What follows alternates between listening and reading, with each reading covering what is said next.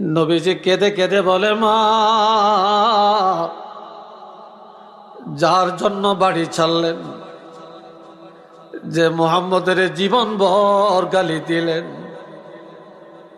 ও মা, যাকে কতল করলে জায়গা জমিন টাকা পয়সা বাড়ি ঘরের মালিক বানাবেন, এবার আপনি সত্য করে একটু বলেন, মুহাম্মদরে আপনি চিনেননি? কয় না।